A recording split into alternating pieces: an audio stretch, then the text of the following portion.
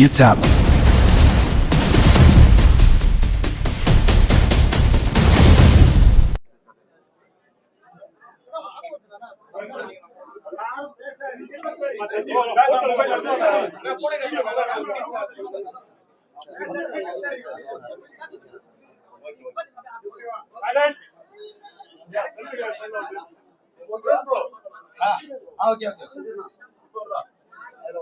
Sir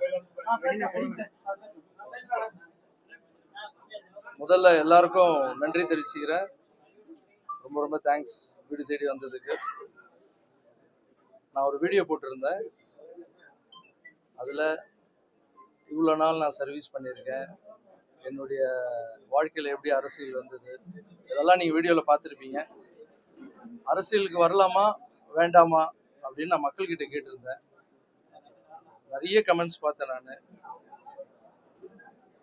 சின்ன பசங்கள்லேருந்து வயசானவங்க வரைக்கும் எல்லாரும் அவ்வளோ அன்போட வாங்க, நீங்கள் வராமல் வேற யார் வர்றது. ஒரு சிலர்லாம் பார்த்தீங்கன்னா யூத் பசங்கள்லாம் திட்டுறாங்க, நம்மள என்னென்ன யோசனை பண்ணிக்கிறீங்க வாங்கினே அப்படின்றாங்க. ஸோ அவ்வளோ உரிமையோட கூப்பிடுறாங்க. ரொம்ப சந்தோஷம். நான் ஒரு முடிவு எடுத்திருக்கேன். அது இன்னும் கூடிய சீக்கிரத்தில் என் எல்லா ரசிகரையும் கூப்பிட்டு எங்கள் அம்மாவை அந்த ஸ்டேஜில் உட்கார வச்சு அந்த நல்ல முடிவை சொல்லலான் இருக்கேன். ஸோ எல்லாமே நல்லதாகவே நடக்கும். நான் சொல்ல வந்தது இவ்வளோதான். ஸோ இங்கே என்னை வீட்டு தேடி வந்த என்னுடைய ரசிகர்கள் எல்லாருக்கும் என்னுடைய நன்றி தெரிவிச்சுக்கிறேன். என்கிட்ட சொன்னது இந்த திருநங்கை சிஸ்டர்ஸ்லாம் வந்திருக்காங்க, பார்க்க வந்திருக்காங்க, உங்களுக்கு பொக்கே கொடுக்க வந்திருக்காங்க. நான் ஜிம்மில் இருந்தேன், சரி பார்க்க வந்திருக்காங்க. அப்புறம் ஒரு சிலர் வந்திருக்காங்கன்னு சொன்னாங்க. பார்த்தா இவ்வளோ அன்புகள் வீட்டாண்ட கூட்டியிருக்காங்க. வந்த எல்லாருக்கும் என்னுடைய நன்றி. நீங்க நினைச்சது கூடிய சீக்கிரம் நடக்க போகுது.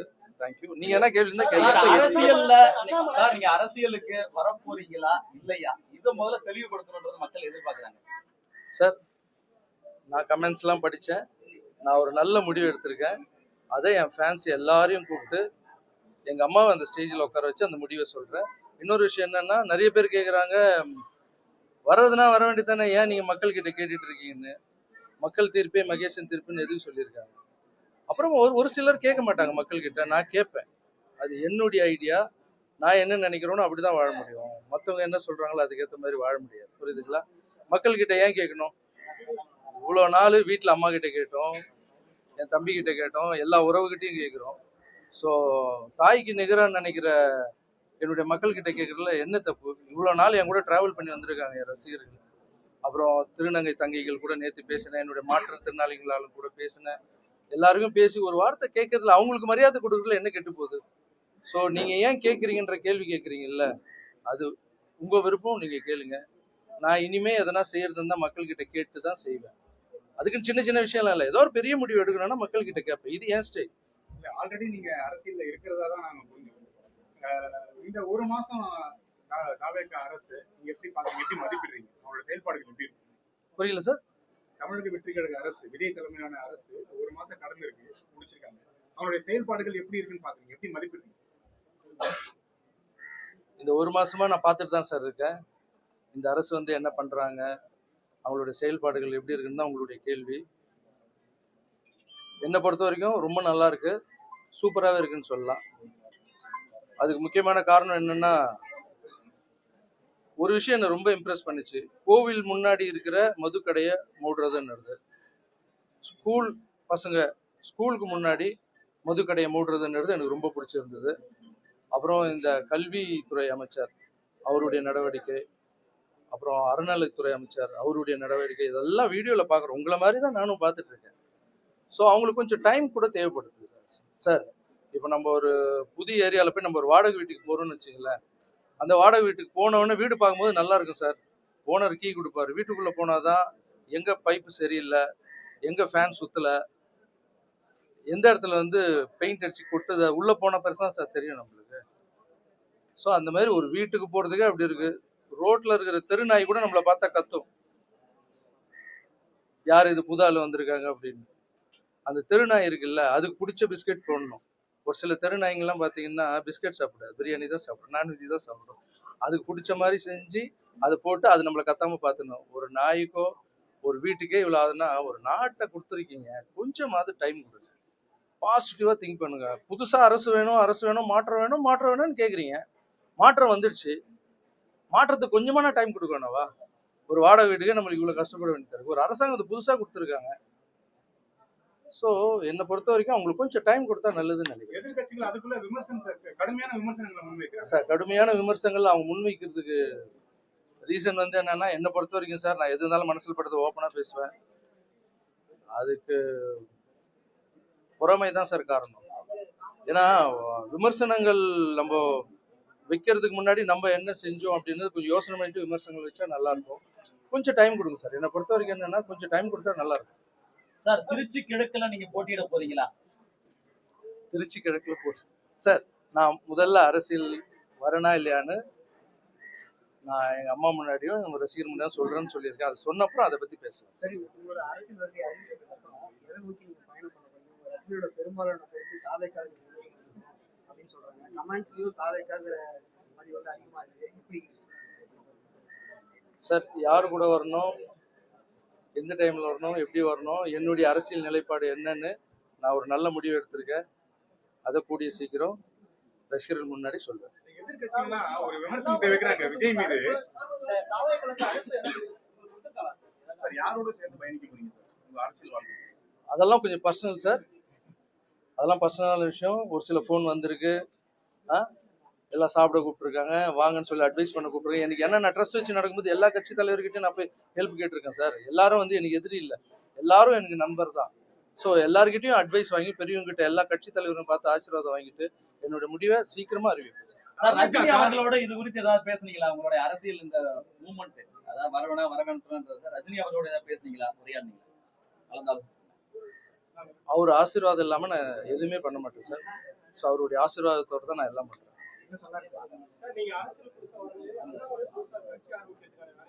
ஏன் சார், புரியல புரியல. புதிய இயக்கத்தை தொடங்குறதுக்கு திட்டமிட்டிருக்காரு. அண்ணாமலை யார் வேணா வரலாம் சார், நல்லது பண்ணுறதுக்கு யார் வேணா வரலாம்ல. ஸோ அண்ணாமலை சார் மட்டும் இல்லை, அவர் நல்லா படிச்சவர், நல்ல அரசியல் புரிதல் இருக்கிறவர். ஸோ புது புது ஆளுங்க வர்றது நல்லது தானே சார். All the best.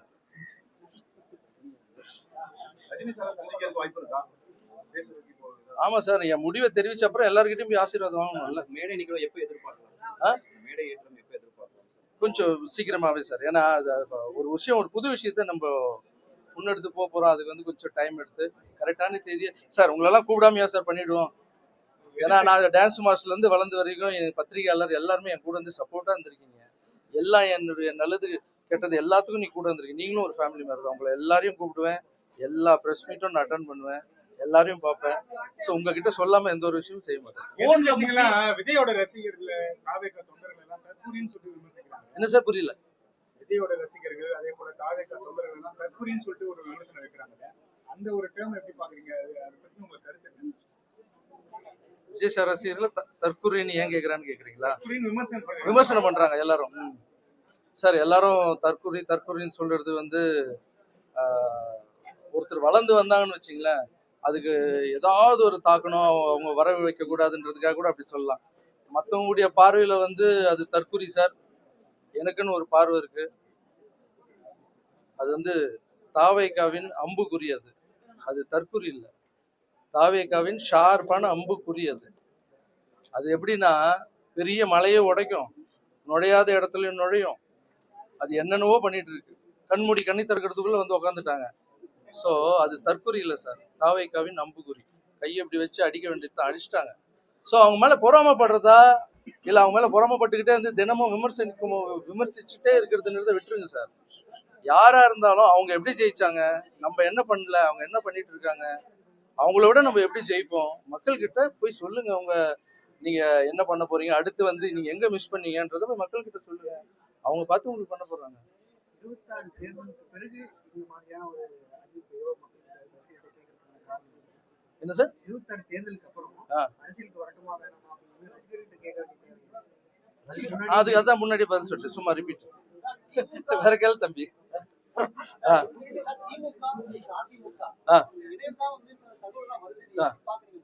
இல்ல சார், அதெல்லாம் ரூமர் சார். ரூமருக்கெல்லாம் பதில் சொல்ல முடியாது சார். ஏன்னா நம்ம வந்து எந்த விஷயம் வந்து வெளிப்படையா அவங்க சொல்றாங்களோ அதுக்கு தான் சொல்ல முடியும்.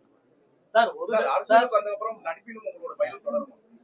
அரசியலுக்கு வரனா இல்லையன்றது சொல்லிடுறேன், அதுக்கப்புறம் நடிப்பினத்தை பற்றி பேசலாம்.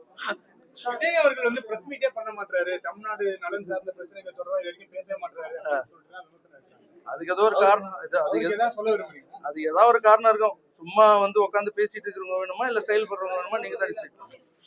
இப்ப நீங்க வந்து இப்ப உங்களுக்கு எல்லாரும் நண்பர்களா இருக்கு, அவங்களோட அரசியல் முடிவை எடுத்த பிறகு அவங்களே உங்களுக்கு அந்த சமயத்துல நீங்க எப்படி செயல்படுவீங்க? சார், இப்ப இருக்கிற எல்லா அரசியல் கட்சி தலைவரும் நான் அண்ணனா பாக்குறேன், என்னுடைய அப்பாவை பாக்குறேன், வயசானவங்க எல்லாருமே வந்து எனக்கு வந்து ஒரு சொந்த மாதிரி தான் சார் பாக்குறேன். ஒருவேளை நான் என்னுடைய அரசியலுக்கு நான் வந்து என்னுடைய நிலைப்பாட்டை எடுத்து வைக்கும் போது அவங்க என்ன இப்ப மட்டும் என்ன அடிக்கலன்னு நினைக்கிறீங்க? நான் வரலாமா வேணாமான்னு கேட்டதுக்கு லைட்டா அடிக்க ஆரம்பிச்சிட்டாங்க, ஸ்மெல் எல்லாம் வருது. ஸோ இப்போ நான் விஜய் சார் பத்தி வேற பேசியிருக்கேன்ல, இப்போ அந்த அம்புன்னு பேசியிருக்கேன், வாடகை வீடுன்னு பேசியிருக்கேன். இதுக்கெல்லாம் இன்னும் அடிப்பாங்க, அடிக்கட்டும், ஒன்றும் பிரச்சனை இல்லை. ஏன்னா இல்லை நான் சொல்றேன், சொல்லி முடிச்சிடுறேன். அடிக்கட்டும், எல்லாமே வந்து விளையாட்டு தானே, நம்மளும் நல்லா கேம் ஆடுவோம்ல, களத்துக்கு இறங்கணும்னு நம்மளும் கேம் ஆட ஆரம்பிப்போம். சார், மக்கள் ஆதரவு எப்படி இருக்குன்னு நினைக்கிறீங்க? நீங்க அரசியலுக்கு வந்தா மக்கள் ஆதரவு எப்படி இருக்குன்னு நினைக்கிறீங்க? மக்கள் ஆதரவு நான் சொல்ல மாட்டேன் சார், நீங்களே பாக்குறீங்களே, கமெண்ட்ஸ் போய் பாருங்க. நான் போட்ட வீடியோக்கு எப்படி கமெண்ட்ஸ் பண்றாங்கன்னு பாருங்க. கண்டிப்பா மக்களுக்கு யாரு நல்லவங்க கெட்டவங்கன்னு தெரியும் சார். சார், நடிக்கவே முடியாது சார், இப்ப இருக்கிற சோசியல் மீடியா வளர்ந்துருச்சு சார். நீ நடிச்சா அதுக்கு உண்டான பலன் கிடைக்கும் சார், நீ உண்மையா இருந்தா அதுக்கு உண்டான பலன் கிடைக்கும் சார். நான் நடிக்க மாட்டேன் சார், உண்மையா இருப்பேன் சார். சில வருஷத்துக்கு முன்னாடி வந்து உங்களுக்கும் திரு சீமான் அவர்களுக்கும் ஒரு கருத்து மோதல் இருந்தது, அது தீர்ந்துருச்சா? இல்ல அவரையும் நீங்க அண்ணனா தான் பாக்குறீங்களா? இல்ல அவரை போய் சந்திப்பீங்க? அதான் சொல்ல வீடியோலயே சொல்லிட்டேன்ல சார். சீமான் சார் வந்து ஃபர்ஸ்ட் பிரச்சனையா இருந்தது, அதுக்கப்புறம் ஜிகர்தண்டா பார்த்தேன். அவர் தான் அன்பு, எது கொடுத்தாலும் அதீதமா இருக்கும். அண்ணன் ஃபோன் பண்ணி பேசினார், எல்லாம் டீட்டெயிலா சொல்லியிருக்கேன் சார். இங்க அரசியலுக்கு நான் வர்றது வந்து சண்டை போடுறதுக்கு வரல சார், வெறுப்பு அரசியல் பண்றதுக்காக வரல. மக்களுக்கு என்னால முடிஞ்சது பண்ணிட்டு இருக்கேன். இதுக்கப்புறம் வந்தா அதுல எப்படி எல்லாம் பண்ண முடியும்ன்ற ஒரே ஒரு ஆசை தான் சார். இதுக்கப்புறம் இங்க வந்து பணம் சம்பாதிக்கணும், இல்ல இது வந்து பதவியில உட்காந்துக்கணும், அதுக்கெல்லாம் வரல சார். எனக்கு தெரிஞ்ச ஒரு 100 மாற்றுத்திறனாளிக்கு பண்றேன்னா அங்க வந்தேன்னா 1,00,000 மாற்றுத்திறனாளிக்கு பண்ணுவேன் சார். எனக்கு தெரிஞ்ச கஷ்டப்படுறவங்க, சாப்பிட்றவங்க, ஒருமை நிலையில இருக்கிறவங்களுக்கு இப்ப முடிஞ்சு 1,00,000 பேருக்கு பண்றேன்னா அங்க வந்து கோடி மெம்பருக்கு என்னால பண்ண முடியும் சார். சார், பணம் லைஃப் இல்லை சார். வாழும்போது மனுஷன் எப்படி வாழ்ந்தான் எப்படி செத்தான்றது தான் சார். நான் சாகும் போது ஊரே அழும் சார். Thank you so much.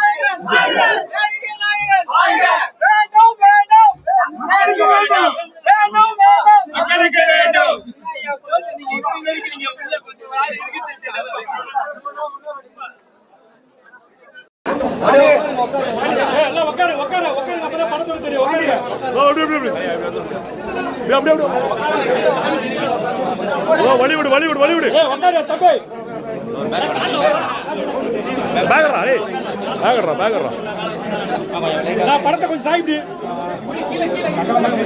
அப்படியே மூச்சு மறைக்குது பாரு. நான் கொஞ்சம் சாப்பிட்டு யார் வருது? போட்டோ அப்படி அப்படி அப்படி அப்படி தூது லைட் தூது தூது பேர் தெரியல கீழே பேர் தெரியல அப்படியே அப்படி அப்படியே அப்படியே அப்படி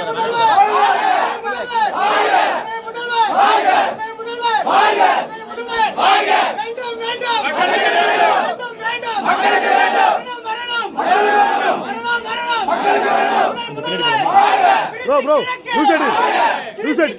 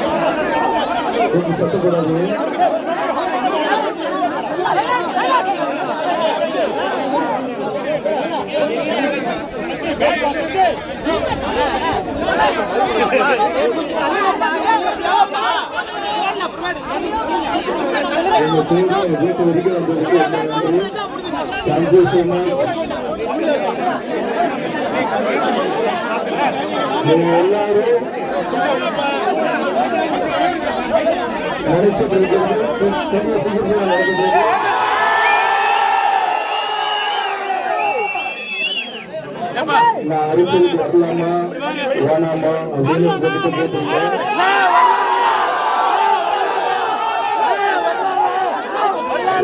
கமெண்ட்ஸ் எல்லாமே படிச்சேன். இவ்வளவு அன்பு வச்சு வாழலாம்னு சொல்றதுக்கு ரொம்ப ரொம்ப சந்தோஷம். அது சின்ன குழந்தைங்க பெரியவங்க வரைக்கும் நாங்க கமெண்ட்ஸ் பார்த்தனால எனக்கு ரொம்ப ரொம்ப சந்தோஷம். அது என்னுடைய ரசிகர்கள் எல்லாரும் பார்த்து என் தாயை ஸ்டேஜில் ஏற்றி அந்த நல்ல விஷயத்தை சொல்லலாம்னு இருக்கேன். நீங்க எல்லா வீட்டுக்கு வந்து வாங்கன்னு கேட்டதுக்கு ரொம்ப நன்றி. நீங்க நினைச்சது கூடிய சீக்கிரம் நடக்க போகுது.